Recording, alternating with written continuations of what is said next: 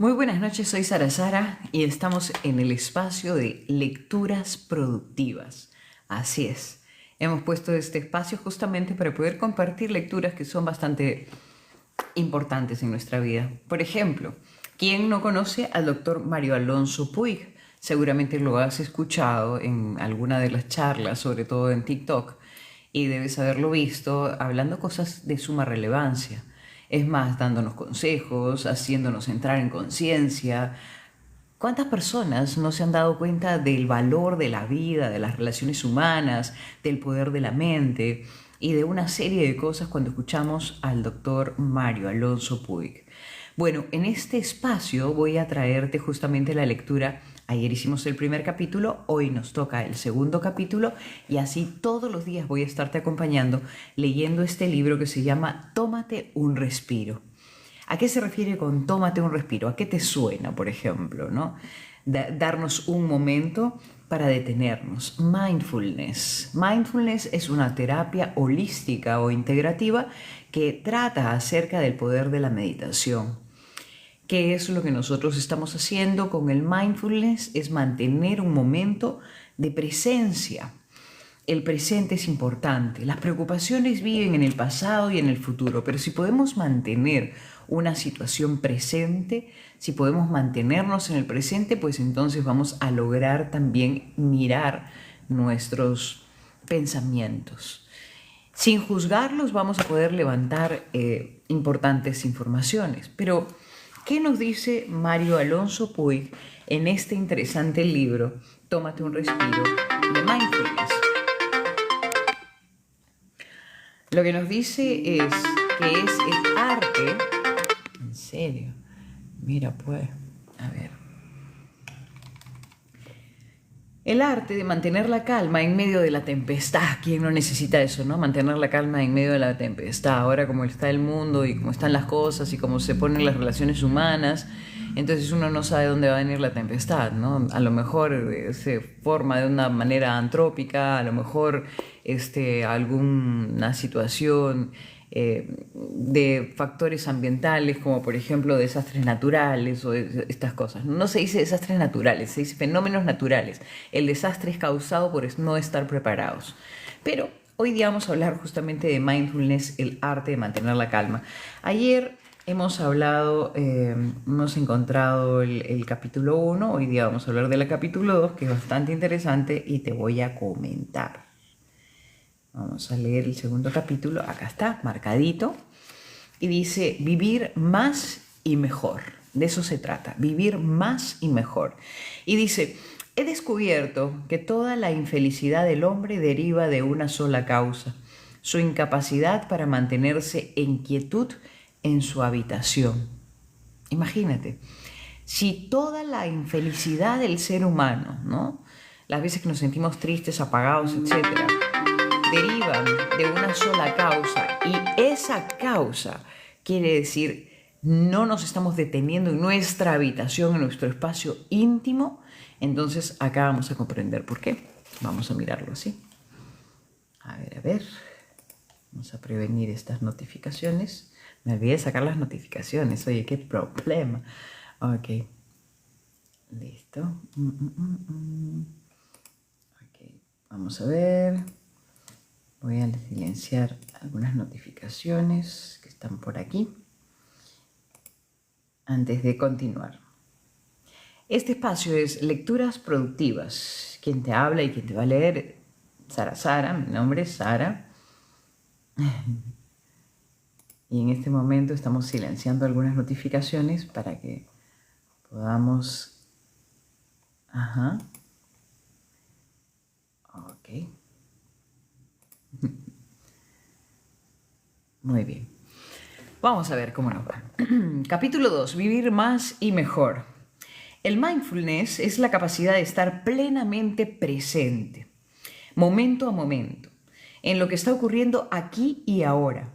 En esta atención plena nos relacionamos con lo que nos está pasando con la actitud curiosa de un científico y no con la enjuiciadora de esto no me gusta o esto es lo que quiero o esto es lo que no quiero. Y de esto no me gusta y lo rechazo, por ejemplo. Durante su práctica, uno no queda atrapado en las valoraciones e interpretaciones de la mente dualista con sus apegos y aversiones, sino que se lleva la atención una y otra vez a la experiencia directa de los sentidos. Imagínate eso. El mindfulness es, como ya se ha dicho, sumamente contraintuitivo, y esa es una de las razones por las que la mente tan tradicional, tan racional como la nuestra, una mente tan tradicional como la nuestra, se resiste a una práctica que necesariamente ha de ser sostenida en el tiempo para que realmente se aprecie su grandísimo valor y su enorme impacto que puede llegar a tener en cada una de nuestras vidas. Eso quiere decir que si lo practicamos, podemos tener ese impacto. Y que la práctica, por supuesto, no sucede de un momento a otro, sino la vamos haciendo suceder. El mindfulness nos ayuda a ganar tiempo porque aumenta nuestra eficiencia, la capacidad de estar atentos y concentrados, la de comprender, de aprender y de ser más creativos. Además, nos mantiene mucho más serenos y equilibrados frente a los obstáculos, a los retos e incluso frente a eso que llamamos adversidades. También mejora las relaciones interpersonales porque no solo desarrolla la capacidad de empatizar con los demás, sino la de querer y la de perdonar.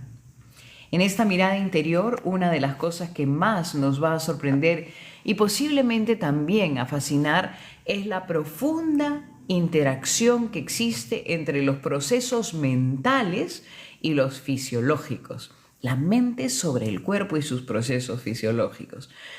Todos hemos leído o oído hablar de efectos devastadores del distrés, la forma dañina del estrés, en la salud, la productividad. También somos conscientes del elevado consumo de ansiolíticos y antidepresivos en muchos países del mundo. No hay que ser un genio, por tanto, para asociar de alguna manera el distrés con fenómenos como la ansiedad y también como la depresión. La utilización específica del mindfulness para gestionar mejor situaciones de distrés, ansiedad o depresión que causan tanto sufrimiento innecesario es una de las razones por las que su práctica se está extendiendo a tal velocidad.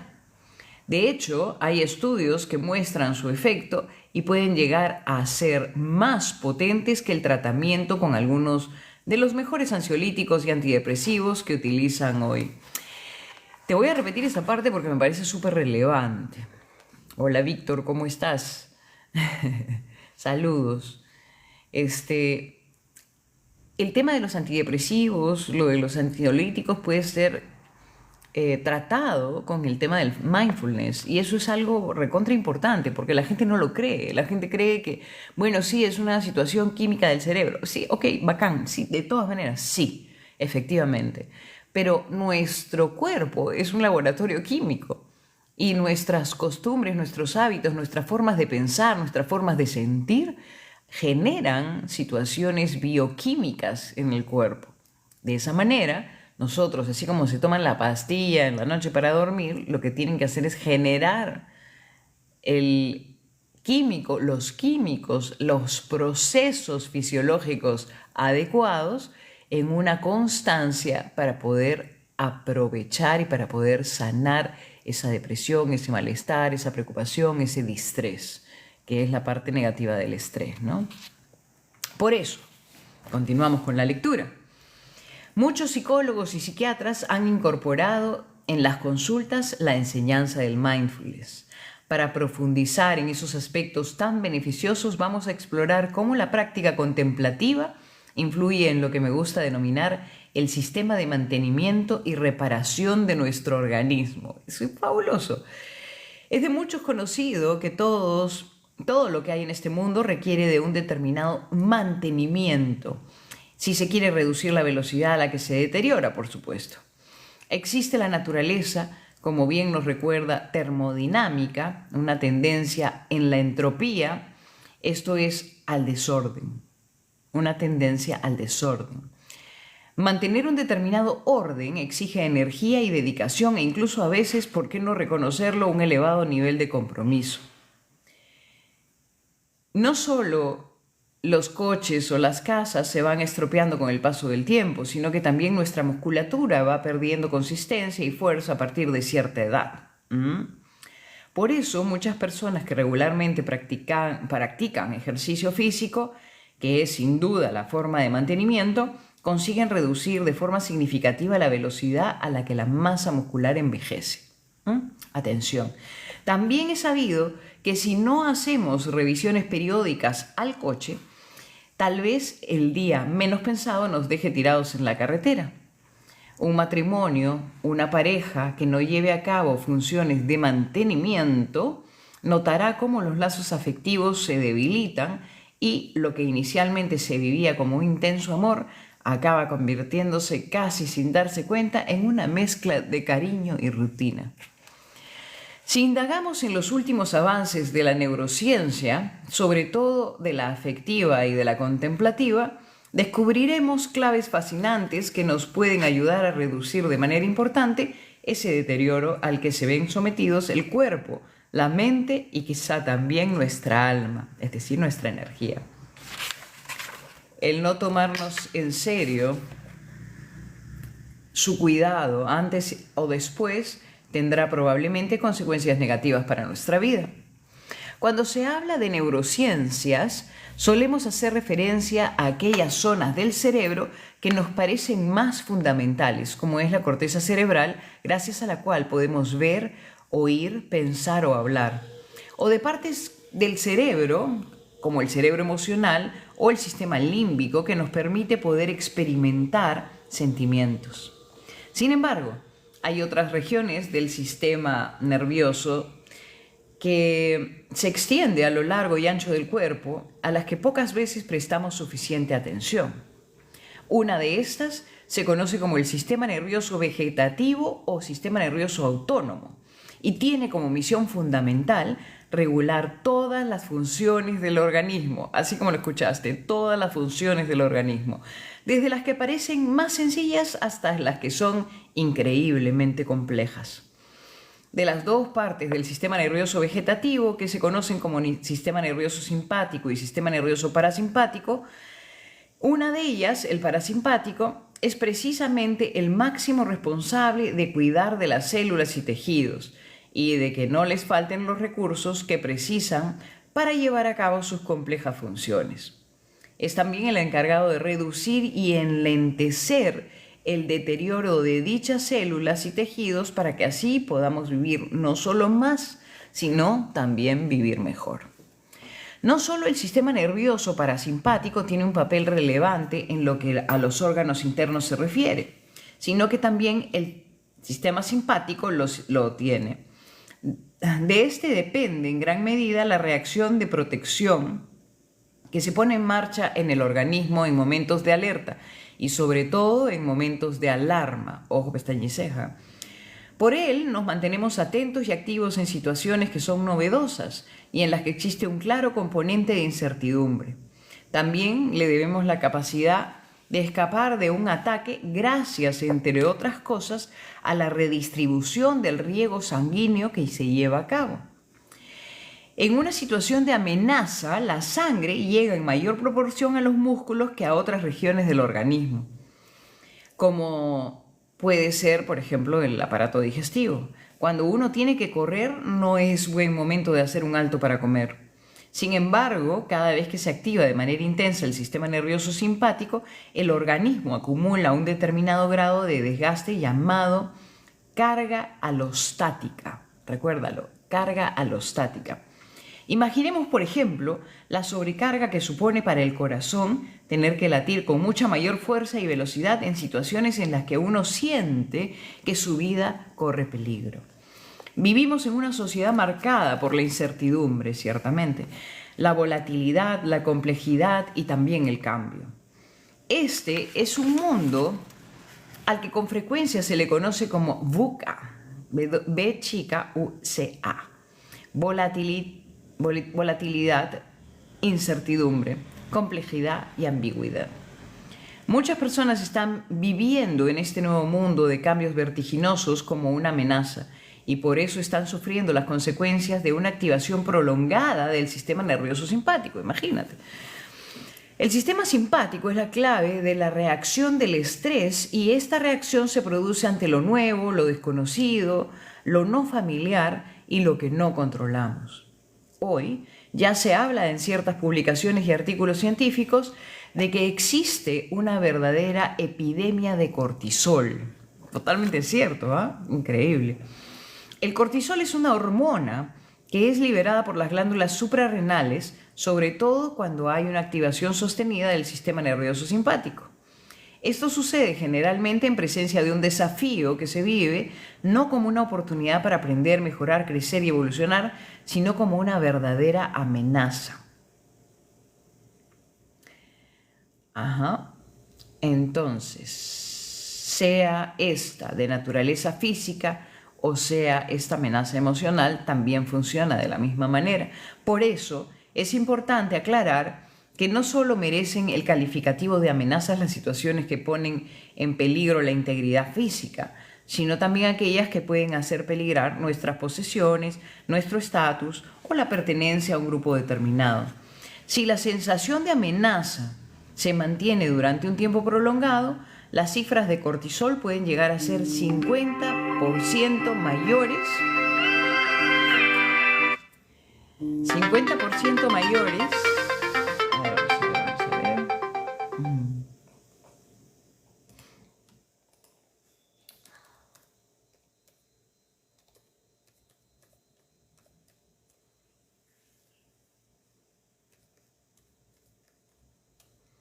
Muy bien.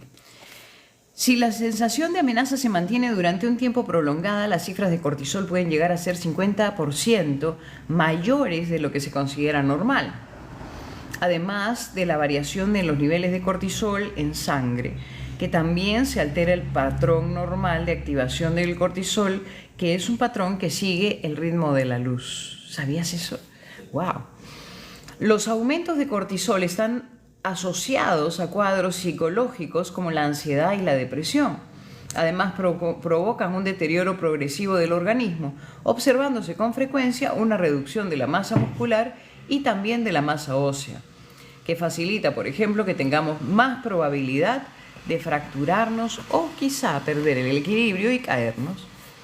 Los efectos negativos de la activación intensa y prolongada del sistema nervioso simpático no solo conducen a través del cortisol a un mayor desgaste del cuerpo, sino que tienen también un efecto realmente sorprendente en las partes más íntimas de las células. Dado que hablamos de observaciones extraordinariamente finas, ha sido esencial el desarrollo de tecnologías como la microscopía electrónica para poder ver lo que ocurría en estructuras tan sumamente pequeñas. Las investigaciones llevadas a cabo por la doctora Elizabeth Blackburn con madres que tenían hijos con problemas neurológicos severos asociados a conductas difíciles mostraron algo realmente curioso en ese sentido. Aquellas madres que tenían que hacer frente en soledad a los grandes desafíos que sus hijos les planteaban, tenían una reducción de los niveles de la enzima telomerasa y además la longitud de sus telómeros era mucho menor de la que cabría esperar en mujeres de esa misma edad. Continuando con sus estudios, observó que si estas mujeres compartían sus emociones y de alguna manera se sentían comprendidas y apoyadas, la longitud de los telómeros progresivamente aumentaba y también se elevaban, como era de esperar, las cifras de telomerasa. Y esta parte voy a marcarla en amarillo, me interesa porque la estoy tratando para un libro que estoy escribiendo. Así que voy a hacer una evocación de este párrafo del libro de Mario Puig, el doctor que nos sorprende cada uno de los días en cada uno de los fragmentos donde nos deja todas estas informaciones tan relevantes. En el año 2009, la doctora Blackburn, de origen australiano, obtuvo junto a Caroline Whitney y Jack Szostak el Premio Nobel de Medicina por el descubrimiento de una nueva enzima, la telomerasa. Recordemos que las enzimas son estructuras moleculares muy complejas que, entre otras funciones, tienen la de incrementar la manera extraordinaria, la velocidad a la que tienen lugar ciertas reacciones químicas de las células. Chequéate esto, ¿eh? Entonces sabemos que dentro de los cromosomas está el ADN, el cual se encuentra plegado de una forma geométrica determinada y sumamente precisa. Los telómeros son unas estructuras que se hallan en los extremos de los cromosomas y de alguna manera son esenciales para mantener la configuración geométrica en la molécula del ADN dentro de dichos cromosomas. La pérdida de tal configuración geométrica impediría a la célula dividirse y, por supuesto, a los genes poder ser leídos. Denominamos gen a cada unidad de información de la doble hélice que constituye el ADN. ¿No? ¿Se entiende, no es cierto? Me avisas cualquier cosa. Cada gen, cuando es leído, da lugar a que se fabrique un determinado péptido, que no es más que una cadena de aminoácidos. Al unirse estas cadenas de péptidos con otras, forman unas estructuras moleculares muy complejas que son las proteínas. Tenemos aproximadamente unos 20.000 genes, los cuales codifican todas las proteínas que forman nuestro cuerpo. ¡Wow! Cuando pasado un determinado tiempo una célula se tiene que dividir, también ha de duplicarse el número de cromosomas que dicha célula posee. De esta manera, cada una de las dos células hijas resultantes de tal división contendrán en el interior de su núcleo el mismo número de cromosomas que tenía la célula de la que proceden y que es de 46. En este proceso de duplicación cromosómica y división celular, los telómeros se acortan, pero si lo hacen más allá de una determinada longitud, cuando las nuevas células hijas tengan que dividirse para dar lugar a otras dos células hijas, no podrán hacerlo.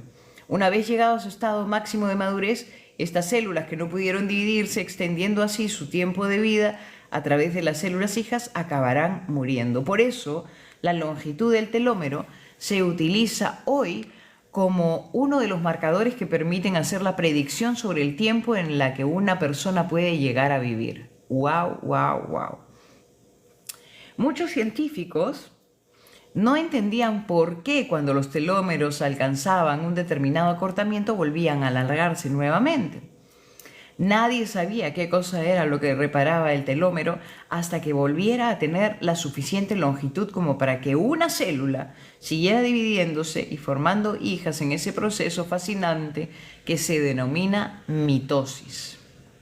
Fueron precisamente los doctores Blackburn, Grader y Szostak los que descubrieron que era la enzima la que llevaba a cabo el mantenimiento de los telómeros. A esta enzima le pusieron el nombre de telomerasa. Telomerasa. ¿Ah? ¿Qué talco?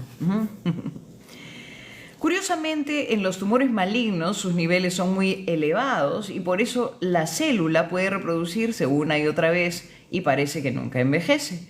En la actualidad, Elizabeth Blackburn está buscando maneras en las que las células malignas dejen de producir cantidades altas de telomerasa.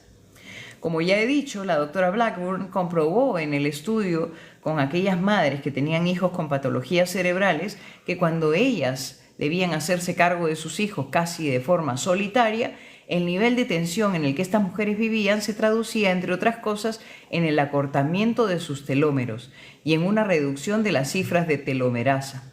Lo interesante es que cuando Blackburn organizó un encuentro entre ellas para que no solo se conocieran, sino para que también compartieran sus emociones y se sintieran apoyadas, la longitud de los telómeros aumentó y también se elevaron las cifras de telomerasa. ¡Wow! Resulta fascinante ver que una parte del sistema nervioso vegetativo, el parasimpático, que como sabemos es el que se encarga del mantenimiento de los tejidos y de reducir su deterioro y envejecimiento, también se activa cuando una persona no se siente sola a la hora de hacer frente a las dificultades y los desafíos. En lo fisiológico, y conociendo la misión que tiene el sistema parasimpático de reducir el envejecimiento, ¿qué duda cabe de que su activación es de gran relevancia en la reaparición de los telómeros? Encontrar momentos para estar a solas y saberse recoger en la quietud y en el silencio, al menos durante unos minutos al día, es necesario para mantenerse sano y equilibrado.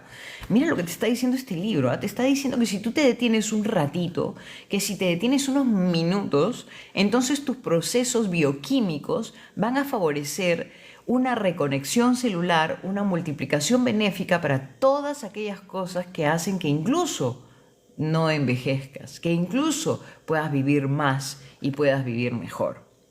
¡Wow! Por eso es primordial que aquellas personas que no consiguen conectar, por la razón que sea, con otras personas, con otros individuos, piensen en la posibilidad de adoptar un animal de compañía con el cual crear un vínculo afectivo importante. Los vínculos son recontra importantes, eso es lo que nos quiere decir este libro, ¿no? A la vista de todo lo comentado, urge que nos hagamos una pregunta de bastante calado. ¿Es posible que el afecto, el cariño y el amor sean protectores naturales contra el deterioro y el envejecimiento de los tejidos? Esa es la pregunta. Te lo pregunto a ti. Voy a repetir la pregunta para que tú me lo contestes, ¿ah? Mira, la pregunta ¿es posible que el afecto y el cariño y el amor sean protectores naturales contra el deterioro y el envejecimiento de los tejidos? ¿No? Sí, ¿no? Ok. Esta cuestión podría sin duda desafiar a un intelecto como el nuestro, tan supuestamente lógico, razonable y cartesiano. Por eso quiero traer aquí el discurso del gran matemático John Forbes Nash. Impartió tras recibir el Premio Nobel de Economía, en el que nos habla de la dimensión profunda del amor y que queda recogido en la película de Una mente maravillosa. Si no la han visto, pues entonces hay que verla. Yo siempre he creído en los números, en las ecuaciones y lógicas que llevan a la razón, pero tras una vida de tales actividades me he preguntado, ¿qué es la lógica? ¿Quién decide dónde está la razón? Mi búsqueda me ha llevado desde lo físico a lo matemático, pasando por lo alucinatorio y vuelta atrás. He hecho finalmente el descubrimiento más importante de mi carrera, el descubrimiento más importante de mi vida. Es solo que las ecuaciones misteriosas del amor donde se pueda encontrar la verdadera lógica y también la verdadera razón. ¡Wow! Da la impresión de que las investigaciones de Nash sobre la teoría de juegos no solo le hicieron merecedor en 1994 del máximo galardón en economía, sino que además le permitieron descubrir algo que solo ciertos investigadores en el campo de la medicina han podido demostrar y que no es otra cosa más que el poder curativo y reparador del verdadero amor. Resulta curioso que cuando nos sentimos amenazados por los demás, cuando vemos al otro no solo como distinto, sino como también distante, nuestra fisiología, o sea, el funcionamiento de nuestro cuerpo, cambia radicalmente. Esto es una consecuencia de activar el piloto de alarma, el detector de peligro. Entonces, a nadie se le escapa el mayor número de víctimas que la humanidad ha padecido. No ha sido causado por fenómenos naturales como pueden ser los terremotos, los huracanes, etcétera, sino que la mayoría de las víctimas en su conjunto han sido, por un lado, el resultado de enfermedades y por el otro, el de la violencia de las personas. ¡Wow! ¿Lo puedes creer? ¿Lo puedes creer? Te lo voy a repetir otra vez, ¿ya? Porque me parece súper importante que lo escuches bien. Fíjate, a nadie se le escapa el mayor número de víctimas que la humanidad ha padecido, que no ha sido causado por fenómenos naturales como pueden ser terremotos o huracanes, sino que la mayoría de víctimas en su conjunto han sido, por un lado, resultado de las enfermedades y por otro, el de la violencia de las personas. Solamente durante la Segunda Guerra Mundial hubo más de 50 millones de muertos. Por eso, porque la violencia forma parte de la condición humana, tenemos un sistema llamado neurocepción, que nos permite reconocer si quien se acerca lo hace con buenas intenciones o no. ¿Ve? Tenemos ahí algo, ¿ah? Entonces, pequeños gestos o sutiles cambios en tono de voz nos revelan cuál es el verdadero propósito de la persona que se aproxima. No es un sistema infalible, pero sí resulta bastante preciso y ventajoso. Es importante recordar que cuando nos sentimos en peligro y se activa nuestro piloto de alarma, el sistema nervioso simpático también se activa, movilizando sangre a los músculos por si tenemos que defendernos, quedarnos muy quietos o salir corriendo de ahí. Cuando esta zona del sistema nervioso se activa, comienza a consumir gran parte de la energía que se genera a partir del metabolismo energético, conjunto de reacciones celulares encaminadas a obtener a partir de la glucosa, los ácidos grasos y el oxígeno, la energía que se precisa para que la célula pueda llevar a cabo sus distintas funciones. Al producirse la activación del sistema nervioso simpático y demandar para su funcionamiento tal cantidad de energía, se reduce la disponible para que el otro sistema, o sea, el parasimpático, pueda cuidar de las células, favorecer su función y reducir el desgaste que experimentan. Por eso, las personas que viven crónicamente tensas, asustadas o enfrentadas siempre a los demás y al mundo, experimentan con frecuencia un mayor deterioro de sus tejidos y un envejecimiento más precoz. Esto quiere decir que muchas enfermedades están desencadenadas parcial o totalmente por esta sensación de sentirse siempre en peligro o de sentirse siempre en conflicto, o de situaciones tóxicas, ¿no? La propia impresión de verse amenazado puede además aumentar la producción de las citoquinas inflamatorias, sustancias muy dañinas para el gran número de células del organismo. En un experimento llevado a cabo por la Universidad de Heidelberg en Alemania, se entrevistó a un joven médico que optaba a una plaza en un hospital adscrito a dicha universidad. Sin que aquel médico lo supiera, estaba formando parte de una investigación. Además de existir una cámara oculta para ver sus reacciones, los entrevistadores representaban un papel. Se trataba de hacer que el aspirante a dicha plaza se sintiera incómodo con las preguntas, comentarios y miradas de los miembros del tribunal. Después de la entrevista y utilizando como un pretexto, se le hizo una analítica.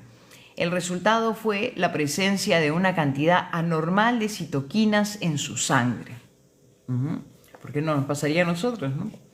Además, dicho aumento de citoquinas se acompañan en una reducción en la cifra de diversos tipos de células en el sistema inmunitario. Células que nos protegen, por ejemplo, de las infecciones. Resultado inspirador, saber que cuando la persona no se siente amenazada por otra, sino que al contrario existe una voluntad de acercamiento, una conexión emocional, una colaboración, algo sorprendente pasa en nuestro cuerpo. El sistema de neurocepción lo capta y activa el nervio vago, que es parte esencial del sistema nervioso parasimpático. Recordemos que este juega un papel fundamental en el mantenimiento de la función celular y en la reparación de los tejidos. La activación del nervio vago reduce, por ejemplo, la liberación de citoquinas inflamatorias después de un infarto cardíaco o cerebral. Las citoquinas aumentan el daño producido por la falta de llegada de sangre al tejido cardíaco o cerebral. Además, este nervio produce acetilcolina, que estimula las células del sistema inmune para evitar así la infección del tejido muscular o cerebral que se ha necrosado, que ha muerto por falta de oxígeno. Por eso, es fundamental que una persona que sufre de infarto cardíaco o un ictus cerebral se sienta acompañada y también se sienta querida. Fíjate la importancia del amor. Es increíble lo que es la importancia del amor. En realidad, nosotros a veces subestimamos esto, ¿no? Y dejamos de ver que el ser humano, que está ligado tanto a estas cosas tóxicas, a estos desafíos entre el amor, el odio, la envidia y todas estas cosas negativas que siempre surgen, y está la otra parte que en realidad no terminamos de procesar lo beneficioso que puede ser. Pero lo importante que es practicar esto, ¿no? ¿Por qué? Porque cuando nosotros decimos cuál es la misión es ser feliz, la misión es ser más saludable, la misión es estar mejor, ¿no? Sigamos con la lectura. El libro es Mindfulness, Tómate un respiro, del doctor Mario Alonso Puig. El arte de mantener la calma en medio de la tempestad. Estamos leyendo el capítulo 2. Desde un punto de vista fisiológico, el amor mejora la salud y reduce la extensión del daño producido. Buenas noches, Víctor, ¿cómo estás? Voy a terminar este capítulo 2, que ha sido un poco la meta de hoy día. Me está quedando un poco largo el capítulo 2, pero está muy interesante. De hecho, las pautas de este capítulo segundo son básicamente bastante médicas, ¿no? La terminología es un poco médica, pero de todas maneras nos falta un poco y estamos analizando cómo el sistema parasimpático se puede activar y cómo determinadas situaciones y emociones nos pueden llevar también a vivir más y vivir mejor, como dice este capítulo, ¿no? De eso se trata este capítulo. Entonces, yendo hacia la meta y después hablando un poquito así de lo que vamos a hablar con el ingeniero Víctor Landa, gestión del riesgo de desastres también.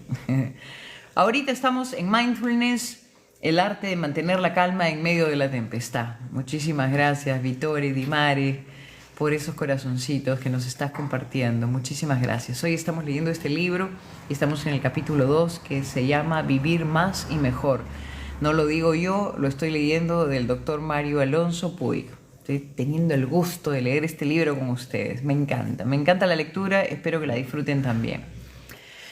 Continuamos. Hay también algo a lo que hoy se le da gran importancia en cuanto a su capacidad para predecir la salud de una persona. Inicialmente se estudió en bebés, sobre todo en bebés prematuros, pero pronto se extendió al mundo de los adultos.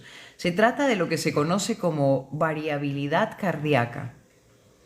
Sabemos que el electrocardiograma nos da información sobre la frecuencia y el ritmo cardíacos. Sabemos, por ejemplo, que los deportistas tienen menor frecuencia cardíaca porque al tener corazones más robustos y entrenados, pueden mantener la oxigenación de las células con un menor número de contracciones. Por otra parte, las arritmias, las alteraciones de la regularidad del ritmo cardíaco, sí son, como las extrasístoles auriculares aisladas, suelen carecer de especial importancia. No obstante, cuando son de otro tipo, como por ejemplo la taquicardia ventricular, sí tienen una extraordinaria relevancia.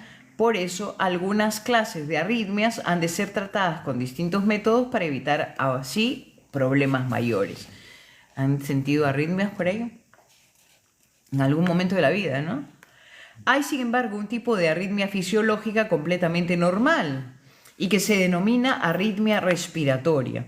En este caso, el corazón late más deprisa, aunque la inspiración y más despacio durante la expiración. Para detectarla hay que hacer medidas más precisas que la simple observación de un electrocardiograma de reposo. Lo más interesante en este sentido es que cuanto mayor sea la diferencia entre el aumento de la frecuencia cardíaca durante la inspiración y la disminución de la misma durante la expiración, mejor funciona ese corazón y más sano está. A eso se le llama variabilidad cardíaca. Por consiguiente, tener una mayor variabilidad cardíaca indica mejor salud que tener una menor variabilidad cardíaca.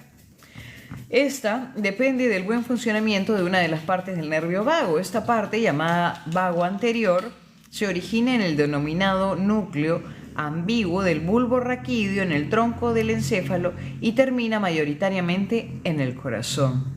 Los bebés prematuros que nacen con un menor desarrollo del nervio vago anterior tienen más riesgo de una muerte súbita. Muchas investigaciones llevadas a cabo en ese sentido demuestran que la variabilidad cardíaca se incrementa cuando uno practica en su interior la compasión hacia otros. Recordemos que un aumento de la variabilidad cardíaca indica una mejoría importante de la salud. Hay momentos en los que esas alteraciones de la frecuencia cardíaca durante la respiración adoptan un patrón muy armónico caracterizado por ondas de gran amplitud. Cuando este patrón se produce, hablamos de coherencia cardíaca. Imagínate todo lo que estamos aprendiendo hoy día. El estado de coherencia cardíaca se asocia a la reducción de las cifras de cortisol. No hay que olvidar que el efecto dañino de las elevaciones prolongadas en el tiempo del cortisol y a una elevación de la dehidroepiandrosterona. La DHEA, que es lo que acabamos de mencionar, es una hormona precursora de los estrógenos y de la progesterona producida por una zona reticular de las glándulas suprarrenales, que como su nombre lo indica, se encuentran situadas en ambos riñones, tal como aparece acá en la imagen, ¿no? Los bajos niveles de DHEA se han asociado a diversos trastornos inmunes como el agotamiento, la obesidad abdominal, la enfermedad cardíaca y también la diabetes.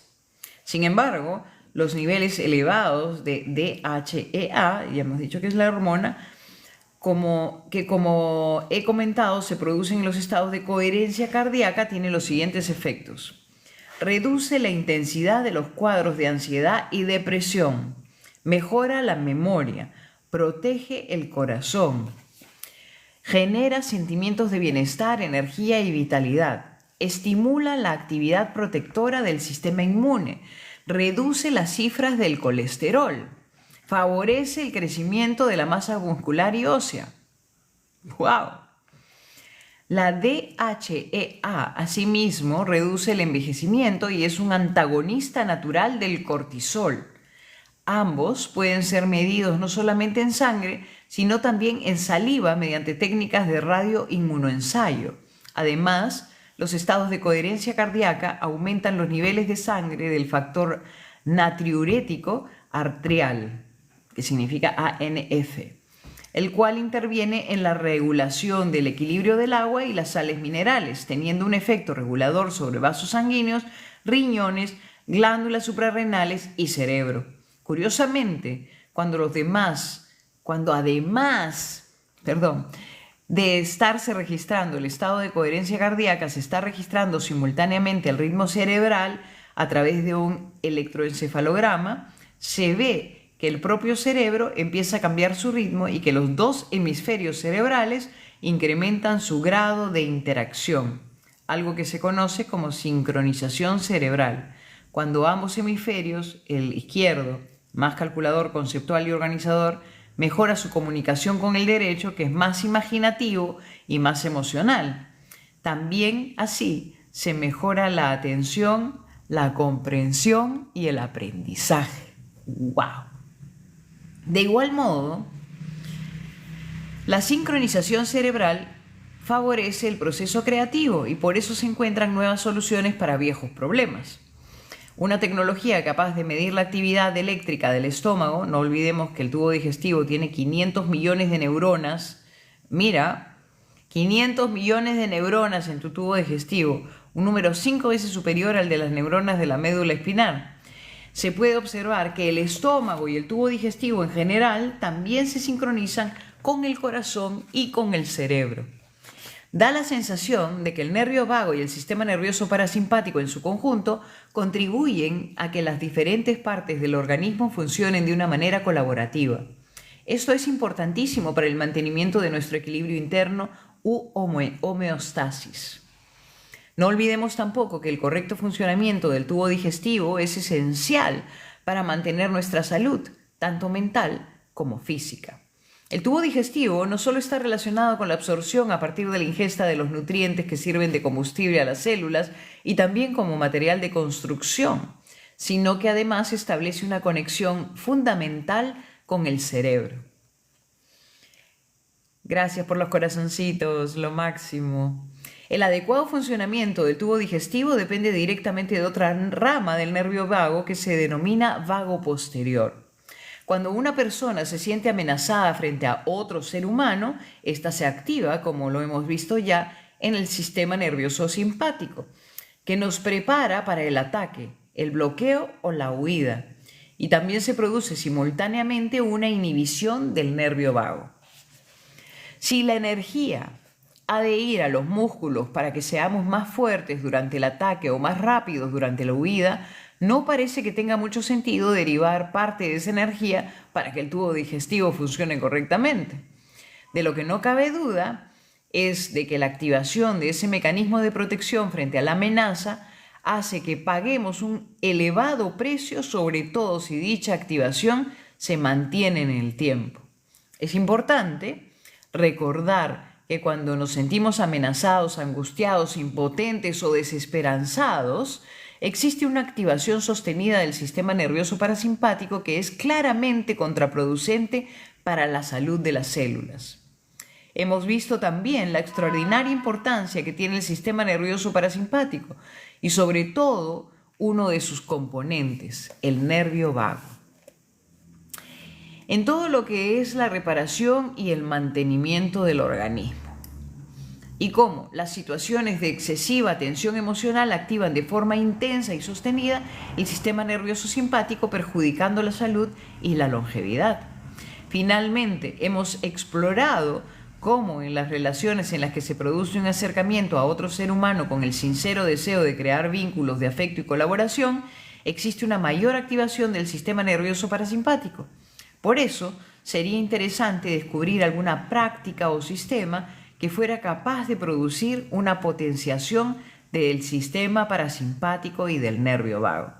Esto tiene una máxima relevancia cuando el equilibrio simpático-parasimpático se ha perdido, como por ejemplo cuando alguien está experimentando gran tensión emocional. ¿A quién no le ha pasado eso? La hipertensión arterial somete al corazón y a las arterias a un exceso de trabajo que con el paso del tiempo, si esta hipertensión no se consigue controlar adecuadamente, puede acabar pasando factura. La presión excesiva al que se ve sometidas las arterias puede generar el endurecimiento de las mismas y una lesión en su capa más interna, la íntima. Esta es la que está en contacto con la sangre y por eso la lesión de la íntima favorece la aparición de una trombosis que al taponar la arteria impide que los tejidos reciban suficiente sangre. Dicha situación es especialmente grave cuando falta el riego, afecta al corazón o al cerebro, dando lugar a los temidos infarto cardíaco y el ACV o accidente cerebrovascular. Si las personas que saben que tienen hipertensión se cuidan y siguen el tratamiento médico adecuado, pueden sin duda evitar los problemas anteriores citados y disfrutar de una vida larga y plena. El peligro lo tienen aquellas que o no saben que la sufren o tienen una que resulta muy difícil de controlar a pesar de reducir el consumo de sal, mantener una nutrición adecuada, practicar con regularidad el ejercicio físico y seguir la medicación apropiada. Una campaña informativa que favorezca la revisión periódica de la tensión arterial puede detectar hipertensiones silentes. Sin embargo, ¿cómo tratar estas otras, muchas más resistentes al tratamiento médico?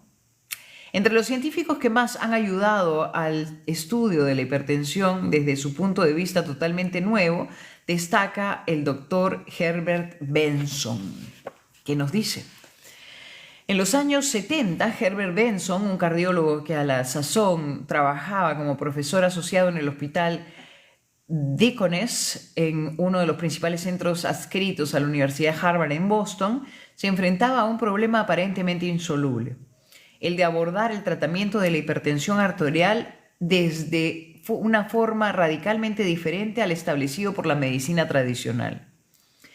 Estaban así las cosas cuando, por una de esas sorprendentes casualidades o tal vez sincronicidades que hay en la vida, cayó en manos de Benson una obra muy especial. Se trataba aparentemente de un simple libro de viajes, aunque para la mirada astuta de aquel cardiólogo no pasó desapercibida la relevancia médica de algo que se describía en él. El libro era el relato de un viaje que una valiente mujer norteamericana de ascendencia oriental había hecho a los Himalayas y que específicamente en el Tíbet, en la época en la que esta aventura tuvo lugar, en una comunidad budista tibetana en donde vivía todavía en su país de origen. En aquella aventura, en esta comunidad budista tibetana, que fue en Tíbet, ¿no? Ok. Años después, los monjes budistas, liderados por el actual Dalai Lama, tuvieron que buscar refugio en el norte de la India ante la invasión del Tíbet por China. La quema de cientos de monasterios, el encarcelamiento de muchos monjes y monjas budistas. La autora de aquel libro describía en uno de los capítulos el haber visto con sus propios ojos cómo aquellos monjes hacían una práctica de meditación que tenía unos efectos asombrosos. Envueltos en sábanas empapadas en agua, cuya temperatura estaba cercana al punto de congelación, conseguían secarlas con el calor que emitían sus torsos desnudos. Los médicos sabemos que es imposible que un cuerpo humano alcance la temperatura necesaria para poder secar sábanas envueltas en agua prácticamente helada, dice el doctor Mario Puig. Sorprendentemente, Benson, lejos de pensar que aquella escritora se inventaba algo fantástico, sí dio credibilidad a la descripción. Él se planteó algo que pocos médicos habrían hecho. Tal vez aquellos monjes no elevaban la temperatura del interior de su cuerpo, lo cual desde luego es incompatible con la vida, ya que a determinada temperatura los procesos celulares se paralizan, ojo, sino que eran capaces de elevar tan solo la temperatura de la piel de tal manera que se transformaran en una especie de radiadores vivientes. Fue entonces cuando, intuyendo que podía estar ante un avance asombroso en el campo de la medicina mente-cuerpo, el doctor Benson tomó la resolución de viajar al norte de la India para poder hacer ahí registros científicos de los monjes haciendo meditación. Benson necesitó de varias conversaciones con el Dalai Lama, conversaciones que se alargaron a lo largo de todo un año, para que la máxima autoridad del budismo tibetano le permitiera hacer dichos registros. Finalmente lo autorizó, y si bien cada monje debía además dar individualmente su consentimiento, cada uno de los monjes lo dio. Con una beca del Instituto de Salud norteamericano, Benson y su equipo y un equipo de científicos viajaron hasta la India, donde vive actualmente la comunidad budista tibetana a 7.000 pies de altura. Había 3 cosas que el doctor Benson sabía antes de realizar el viaje. La primera era que la medicina tradicional no ofrecía por entonces ninguna alternativa. La segunda era que la activación del sistema nervioso simpático, la cual tenía lugar cuando las personas hipertensas experimentaban una situación de estrés importante, producía un incremento aún mayor de su tensión arterial. Qué difícil era esto. Qué difícil era que estos enfermos, lo mismo que cualquier otro ser humano, y ante situaciones que producen enfado, preocupación o ansiedad, no activaran automáticamente su sistema nervioso simpático, como lo hacían estos Dalais, ¿no? La tercera cosa que Benson sabía, al igual que muchos otros médicos, era que la activación del sistema nervioso parasimpático podía por sí sola reducir la presión arterial, protegiendo así tanto las arterias como al corazón. Esto se había descubierto gracias a los múltiples estudios con animales de experimentación y fundamentalmente en gatos y en ratas. De hecho, el doctor Rudolf Hess obtuvo en 1949 el Premio Nobel de Fisiología por sus hallazgos en la organización funcional del diencéfalo y por la manera en la que coordinaba las funciones con los órganos internos. El médico suizo hizo un mapa altamente preciso de la región central y profunda del cerebro llamado diencéfalo. Dentro de este y en una parte muy pequeña y oculta del mismo se llama el hipotálamo. Este oftalmólogo convertido posteriormente en investigador, localizó uno de los núcleos más importantes del sistema nervioso parasimpático, bautizado con el nombre de núcleo trofotrópico del hipotálamo, que significa núcleo ahorrador de energía y que corresponde al núcleo anterior del hipotálamo.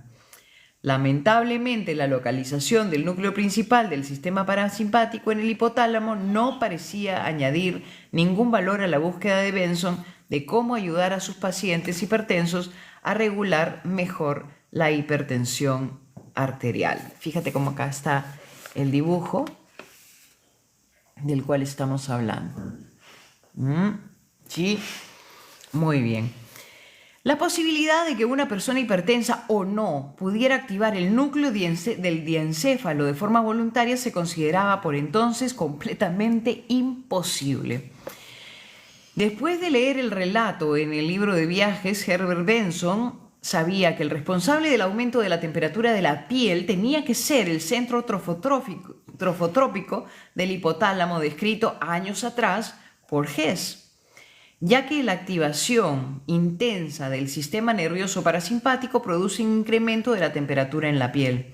Sin embargo, la medicina tradicional consideraba imposible acceder conscientemente a dicho centro en las profundidades del cerebro.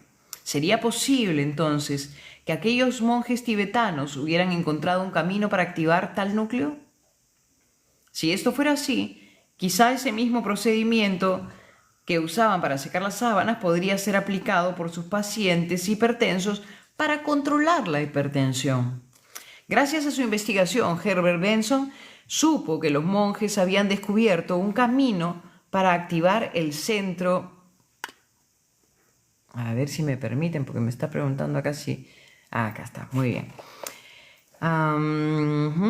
Gracias a su investigación, Herbert Benson supo que los monjes habían descubierto un camino para activar el centro trofotrópico del hipotálamo. Ahora, de lo que se trataba era de medir los efectos más precisos en el cuerpo y de descubrir cómo traer esa forma de meditación a Occidente y enseñarla a los enfermos hipertensos. ¡Wow! A ver, estamos próximos a cumplir nuestra meta, así en dos paginitas. Dice, los efectos probados después de múltiples estudios fueron una bajada de metabolismo y del consumo de oxígeno cercano al 70%, el mayor que hasta la fecha se había registrado. Además se observó que se producía regularización de la tensión arterial y un aumento de óxido nítrico, molécula que favorece el riego sanguíneo y la salud de los tejidos. Los resultados, junto con el aumento de la temperatura corporal, señalaban claramente que la meditación, aquí viene lo bueno, la meditación era capaz de producir la activación del sistema nervioso parasimpático. Esto era precisamente lo que Benson llevaba tanto tiempo buscando. Con el deseo de simplificar la técnica, desarrolló lo que él denominó respuesta de la relajación, y que le dio una extraordinaria popularidad en los Estados Unidos, convirtiéndose en poco tiempo no solo en algo que se enseñaba a los enfermos en diferentes hospitales del país, sino que empezó también a incorporarse al currículum de muchas facultades de medicina de los Estados Unidos. La técnica era desconcertantemente sencilla. De lo que se trataba era de no dejarse envolver por pensamientos perturbadores que lo único que hacían era generar enfado, miedo, preocupación y ansiedad. Bastaba que la atención se enfocara en la respiración y no fuera secuestrada por dicho tipo de pensamientos para que se activara la respuesta del sistema parasimpático y específicamente del nervio vago. Tú que me estás escuchando en este momento, mira la importancia de la meditación. Escuchamos muchas veces que la gente dice, sí, la meditación es muy importante, detente un rato, casi todos los días trata de hacerlo como si fuera un hábito. Aristóteles decía que nuestra vida para ser excelente tenía que estar compuesta de hábitos de excelencia, ¿no? Y que nosotros no solamente teníamos que pensar en lo que éramos, sino también en lo que debíamos ser y actuar en consecuencia, no sin antes también tener como parte importante la búsqueda de la felicidad.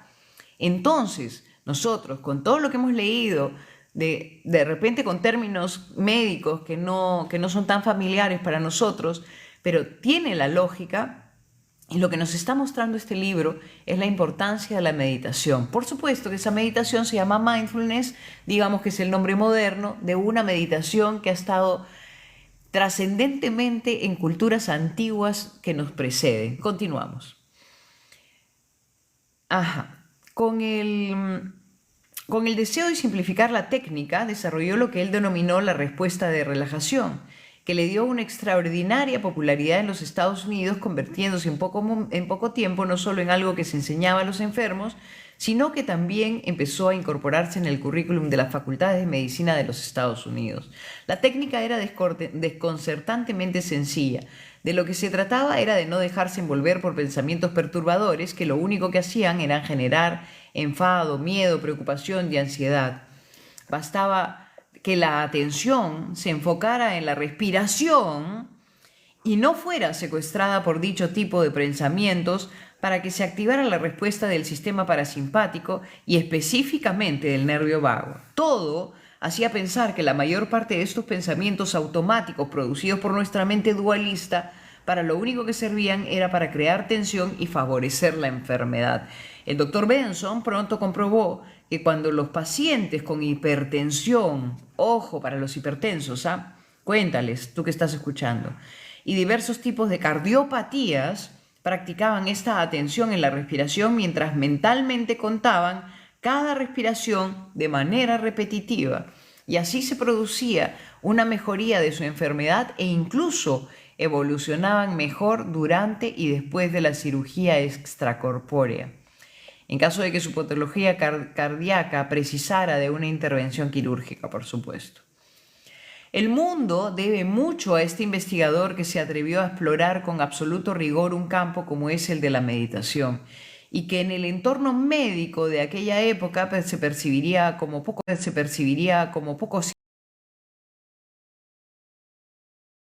fisiológico. Sin embargo, nos está refiriendo a lo contrario, ¿no? Occidente necesitaba un puente entre la ciencia para dar credibilidad a las tradiciones y a las prácticas milenarias que difícilmente hubieran aguantado el paso del tiempo si no hubiera un claro beneficio.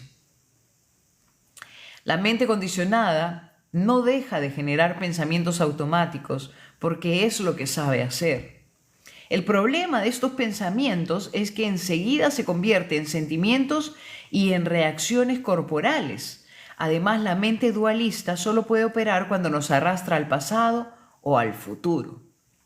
Cuando nos lleva al pasado es para lamentarnos de algo que hicimos o que dejamos de hacer, y lo normal cuando nos lleva al futuro es que sea para generarnos preocupación y ansiedad. La meditación, sobre todo la práctica del mindfulness, al estabilizar la atención en el presente, lo que evita que siga generándose pensamientos automáticos, sino que estos nos arrastren hasta el pasado o hacia el futuro.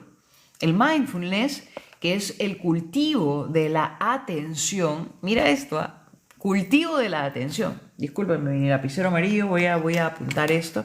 El cultivo de la atención, me encantó, lo que nos invita es a volver al presente, a volver a traer la atención al aquí y a la ahora. Para ello utiliza una referencia fundamental que es la respiración, a través de la respiración. Esta es la parte básica, ¿no? Lo demás nos estamos enterando de una serie de cosas que nutren este concepto básico. Por eso, a pesar de la atención a los movimientos de la respiración y a las sensaciones del cuerpo, mientras respiramos nos hace mantenernos en el presente. ¿Escuchaste lo que te acabo de decir? Cuando nosotros prestamos atención a la respiración y a las sensaciones del cuerpo mientras respiramos, esto nos hace mantenernos en dicho presente. Ya está en amarillito, ¿no? Al hacer este entrenamiento de la atención, hay un momento en el que la mente dualista se aquieta y, aunque siguen surgiendo pensamientos, estos pasan sin que nuestra atención quede apresada y envuelta en ellos. Los vemos pasar, pero ya no nos atrapan. El doctor Benson enseña a sus enfermos a contar mentalmente las respiraciones, porque para muchos de ellos era la manera más efectiva de no dejarse absorber por pensamientos automáticos, por esa voz interior que no cesa de hacer ruido y de generar tensión. Una vez que se estabiliza la atención y la mente dualista se calma, el sistema nervioso parasimpático se activa. En el sueño también se activa este sistema, favoreciendo la reparación psicológica y física del organismo. No dormir lo suficiente, dice acá 7 u 8 horas diarias, reduce la capacidad de mantenernos atentos y de aprender, además de producir la activación del sistema nervioso simpático con las consecuencias negativas que eso conlleva. Así que nos vamos a acostar un poco más temprano hoy día. A través de las prácticas contemplativas que estabilizan la atención en el presente, ya sea a base de contar mentalmente, de observar la respiración o de prestar atención a las sensaciones corporales, no solo se produce una mejoría del funcionamiento del cuerpo, sino se empieza a sanar heridas emocionales que se produjeron muchas veces cuando éramos niños y de las cuales, por supuesto, no somos para nada conscientes. Y es así como termina este segundo capítulo, que se llama Cómo vivir más y mejor. El día de mañana, porque esa es la meta es justamente que vamos a brindar, acompáñame en este viaje de lectura, ¿no? Este espacio se va a llamar Lecturas Productivas, con quien te habla Sara, que voy a estar encantada de compartir contigo estas lecturas de este libro en esta ocasión, ¿no? Que se llama Tómate un respiro, Mindfulness, el arte de mantener la calma en medio de la tempestad. Estamos en el segundo capítulo recién y mañana vamos a leer el tercer capítulo y se llama Los engaños de la mente dualista. Así que voy a poner, como ayer, un papelito para que mañana podamos encontrarnos, este es mi recordatorio, para que mañana podamos encontrarnos a leer nuevamente en la nochecita. Te voy a leer el prologuito chiquito, la frase que corona este capítulo 3 que vamos a leer mañana, y dice: no hemos de dejar de explorar, porque el final de dicha exploración será llegar al lugar del que partimos, y sin embargo verlo como si fuera la primera vez, ¿no? Nuestra mente es dual, ciertamente. A veces nuestra mente es la que nos traiciona, la que nos sabotea. El domingo estaré en el programa de Jaime, en una entrevista donde también hablaremos de mindfulness y cómo aplicarlo en la vida diaria. Así que acompáñame en este viaje de la lectura productiva. Me ha dado mucho gusto compartir con ustedes. Desde aquí, desde Sara Guasi, les envío 1000 estrellitas y 1000 bendiciones para ti y para los tuyos, que caigan en tu mente, en tu corazón, en tu casa, tu hogar y tu familia.